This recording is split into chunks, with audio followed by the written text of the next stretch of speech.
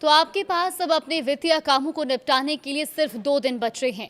31 मार्च की रात 12 बजे के बाद देश में टैक्स और बैंकिंग से जुड़े कई बड़े कामों की डेडलाइन खत्म हो रही है।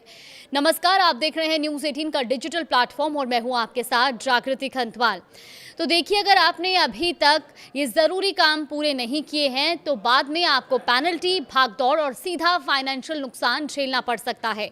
इसीलिए आज हम आपको बताएंगे वो 3 बेहद ज़रूरी काम जिन्हें आपको हर हाल में 31 मार्च की रात से पहले पूरा कर लेना चाहिए।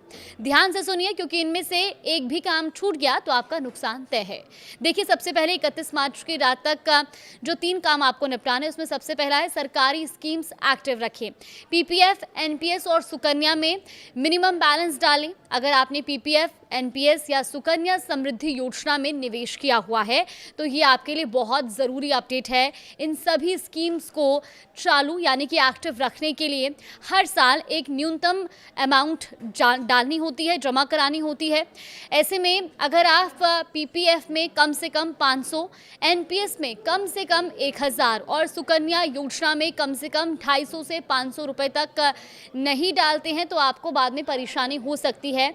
अब अगर ये मिनिमम अमाउंट समय पर जमा नहीं करते हैं तो आपका खाता इनएक्टिव भी हो सकता है और एक बार खाता बंद या डिफ़ॉल्ट हो गया तो उसके बाद आपको उसे दोबारा चालू कराने के लिए पेनल्टी भी देनी पड़ेगी। बैंक या पोस्ट ऑफिस के चक्कर भी लगाने पड़ेंगे और आपके निवेश पर मिलने वाले फ़ायदे भी प्रभावित हो सकते हैं। यानी एक छोटा सा काम टालने की वजह से बड़ी परेशानी बाद में हो सकती है। इसीलिए अभी समय है, अपना अकाउंट चेक करें और ज़रूरत हो तो तुरंत मिनिमम अमाउंट जमा करा दें।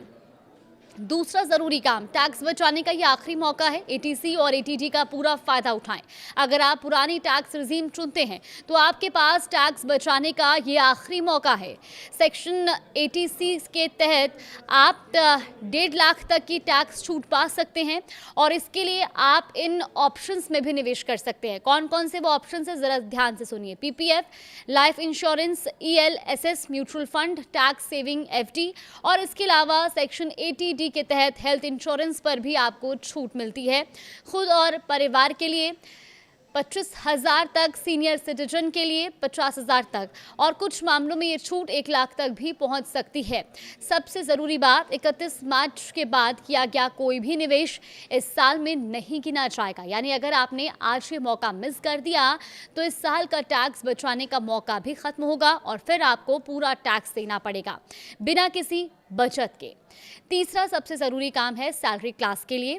देखिए, ये आपके लिए एक अलर्ट के तौर पर भी है। आप तुरंत अपना इन्वेस्टमेंट प्रूफ जमा कर लें। अगर आप नौकरी करते हैं तो ये आपके लिए सबसे ज़रूरी काम है।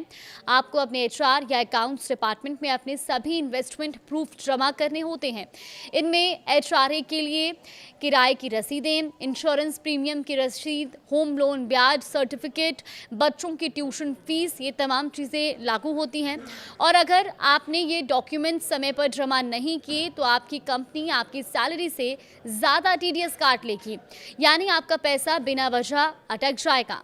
हाँ, आप बाद में आईटीआर फाइल करके उसे वापस ले सकते हैं, लेकिन तब तक आपका पैसा महीनों तक फंसा रहेगा। इसीलिए स्मार्ट मूव यही है कि डेडलाइन से पहले सभी प्रूफ जमा कर दें और अननेसेसरी कटौती से बचें।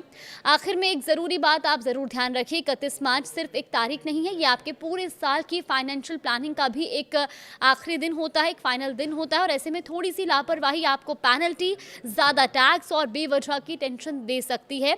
इसीलिए आज ही आप अपने पेंडिंग काम चेक करें, जो बाकी है उसे तुरंत पूरा करें और नए वित्त वर्ष की शुरुआत बिना किसी तनाव के करें।